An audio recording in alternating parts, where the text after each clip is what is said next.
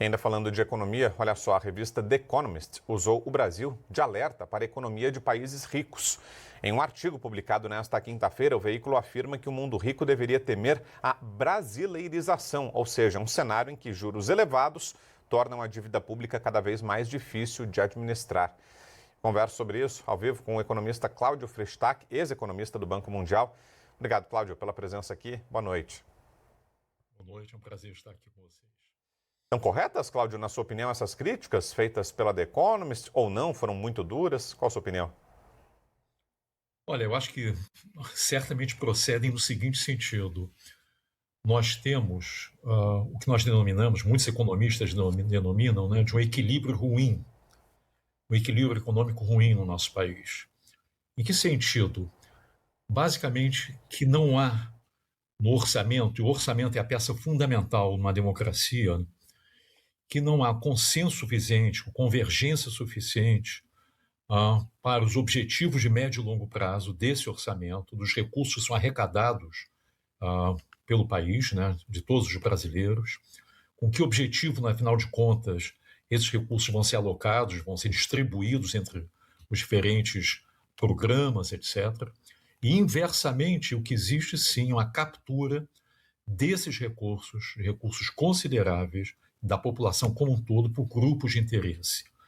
É essa situação de anomia, dessa situação de, muitas vezes, de impasse, mas, em última instância, da incapacidade do processo democrático de gerar desenvolvimento sustentável no médio e longo prazo, com base no orçamento, sim, que mobiliza os recursos da nação e os distribui, os aloca, né, como os economistas gostam de falar, alocação de recursos, corretamente, consistente com o interesse público. Nós, infelizmente, isso de forma crescente nas últimas décadas, houve um desvirtuamento do nosso orçamento. O orçamento foi capturado por grupos de interesse. A situação das chamadas emendas parlamentares, mais 50 bilhões de reais. Isso daí, eu diria assim, é uma dimensão exacerbada dessa captura, mas não é a única dimensão. Na realidade, a maior parte do nosso orçamento ele está congelado com um conjunto de rubricas que realmente são quase imexíveis, entre aspas, tá? E o que é mexível, chamado orçamento discricionário, uma boa parte, ele não é bem alocado, ele não é bem distribuído. O que isso gera? Na realidade, gera políticas públicas de má qualidade, ou políticas públicas de boa qualidade que não são sustentáveis, políticas públicas que não têm os recursos para serem levadas adiante. E nós temos, e como também um dos corolários, uma das consequências disso, é o endividamento crescente, uma pressão crescente sobre os juros, um custo de capital muito elevado e, consequentemente, em última instância, uma taxa de crescimento, eu diria, anêmica, baixa, tá? Inconsistente com as necessidades do país.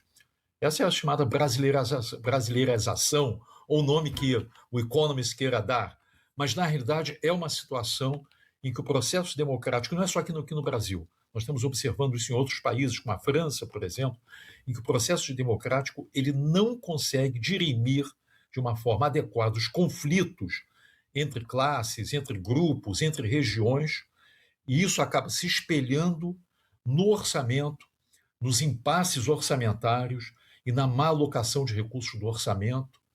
E, no fundo, nós vamos ter, sim, políticas públicas, as boas, que não são sustentadas financeiramente, e um conjunto de políticas públicas medíocres.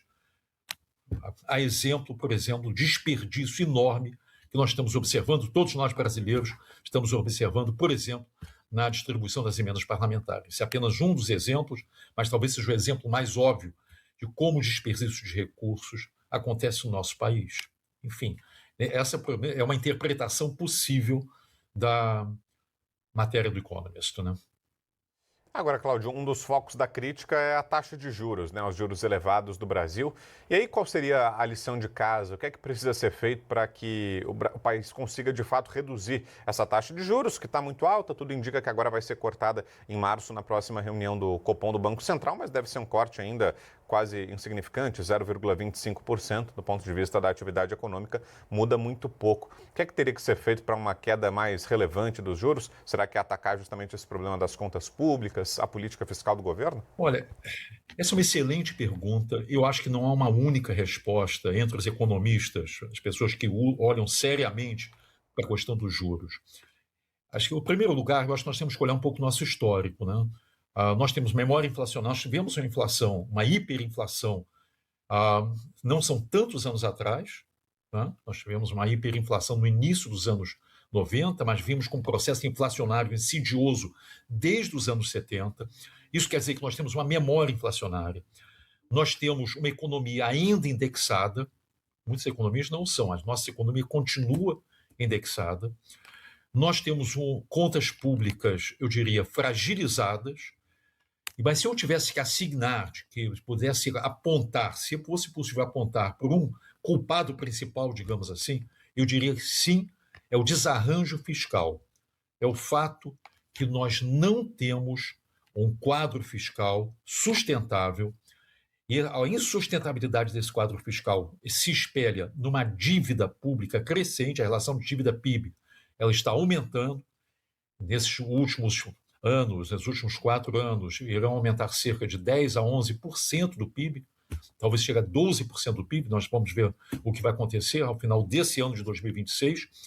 Essa é uma trajetória insustentável, não é apenas aqui no Brasil, em outros países que não conseguem dirimir exatamente essa questão de como alocar os recursos, que é exatamente a essência do processo democrático, também tem uma dívida pública crescente, mas no nosso caso nós temos uma dívida pública crescente que ela é impulsionada pelos juros muito elevados, e os juros muito elevados eles espelham, em última instância, uma desconfiança dos investidores em relação ao nosso país.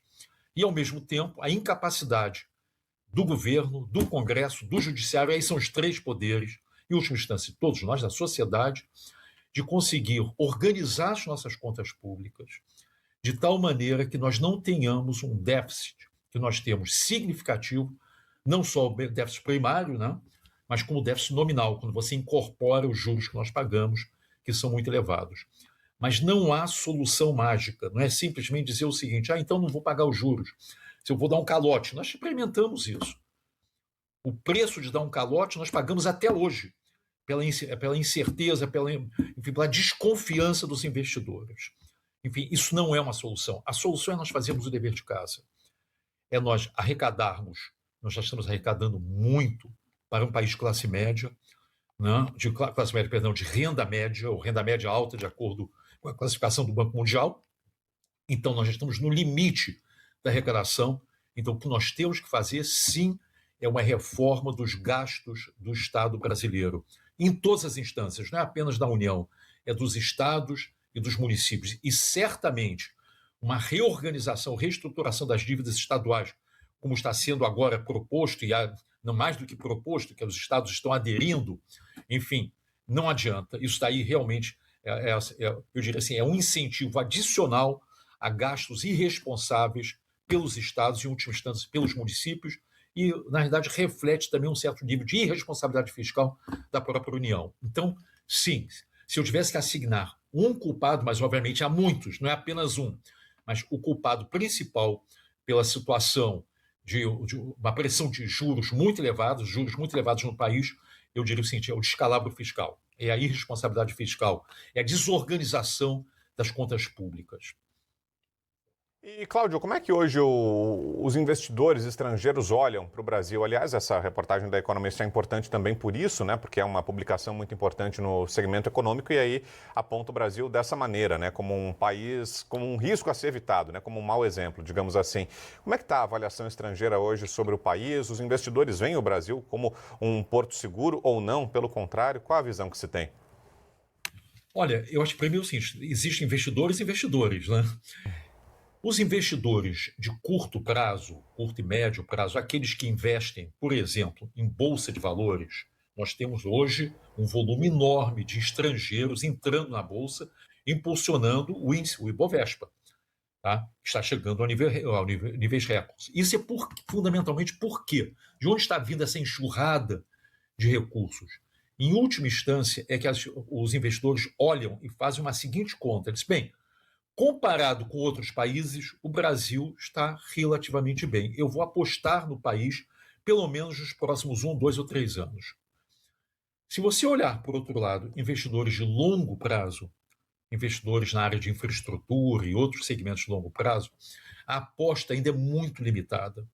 E ela é limitada exatamente pela desconfiança, pelo fato que nós já tivemos eventos, por exemplo, de desvalorização cambial muito acentuada no passado, que gerou, e não só, o calote lá atrás, enfim, isso já foi lá atrás, nos anos 80, enfim, as crises sucessivas, e eventualmente um grau de estabilização razoável, muito importante com o plano real, mas de novo, nos anos 10, particularmente com a desorganização fiscal que foi ensejada, infelizmente, pelo governo Dilma. Enfim, tudo isso gera uma desconfiança muito grande sobre o investimento de médio e longo prazo. Então, umas coisas há certos elementos de esquizofrenia, aparentemente apenas, porque na verdade é explicável, que você tem no curto prazo uma enxurrada de recursos, impulsionando a bolsa, obviamente comprando títulos do Tesouro, fazendo o chamado carry trade, né? Porque afinal de contas são juros muito atraentes que nós estamos oferecendo aos investidores em renda fixa, no caso do Tesouro Nacional, mas ao mesmo tempo investimentos de médio e longo prazo com ativos que você vai ver o retorno em 15, 20 anos, esses investimentos ainda são muito limitados. Eles aumentaram um pouquinhozinho, de uma forma pontual, mas ainda são muito limitados. Perfeito, tá aí a palavra do Cláudio Freystack, ex-economista do Banco Mundial. Obrigado, como sempre, Cláudio, pela sua presença aqui na Band News. Bom te ouvir. Ótima noite, bom carnaval por aí, viu? Muito obrigado para todos nós. Valeu, um abraço.